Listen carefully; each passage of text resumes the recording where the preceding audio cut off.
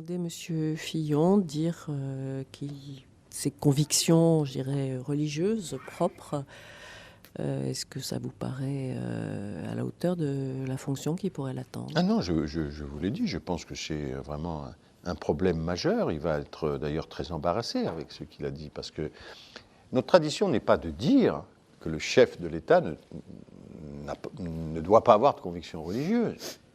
Il a celle qu'il veut, c'est d'ordre privé.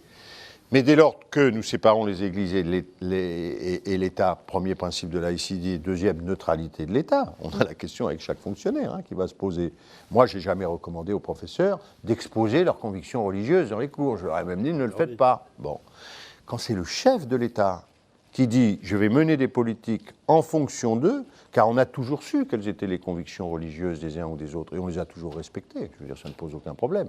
Mais ce n'est pas la même chose de dire « c'est en tant que je vais agir comme politique ». D'ailleurs, j'observe que c'est entré vraiment là dans le pire, parce que imaginons qu'une ministre, ça peut arriver, musulmane, dise « c'est en tant que musulmane que je vais mener cette politique ». Et puis demain, nous aurons un ministre juif qui dira « mais c'est en tant que juif qu'en sortant de ma synagogue, j'ai pensé qu'il fallait faire… » Enfin, donc là, je crois qu'il faut qu'il se reprenne, mais qu'il s'est quand même mis un sacré coup à lui-même. Par contre, la laïcité, pour nous tous, y compris pour M. Fillon, qui prétend être chef de l'État, d'un État qui doit être neutre, c'est un des deux principes de la laïcité, qui dit « je ferai des politiques à partir de mes convictions religieuses ». Moi, je respecte ces convictions religieuses. Et immensément même, je les respecte. Et je les protégerai si elles étaient attaquées. Mais il y a un principe.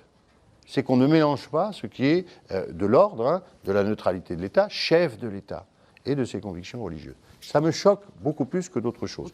Autre question, Anne Hidalgo, qui est votre principal soutien, a annoncé qu'elle ne soutiendrait pas le vainqueur de la primaire si ce n'était pas vous. C'est gentil. Cette position remet en cause donc le principe même de cette primaire. Est-ce que c'est aussi la vôtre? Non, j'ai cru comprendre qu'elle disait autre chose. Qu'elle disait qu'à ce stade, elle ne voulait pas envisager cette hypothèse tellement elle me soutient avec ardeur. Et moi, je vous dirais la même chose. Si vous me demandez qui je vais soutenir au second tour, je vous dirais « Comment ?» Mais enfin, au second tour, je ne peux même pas imaginer une seconde. Donc je crois que c'est ça qu'elle voulait dire et que enfin, je lui en suis très reconnaissant. Très bien.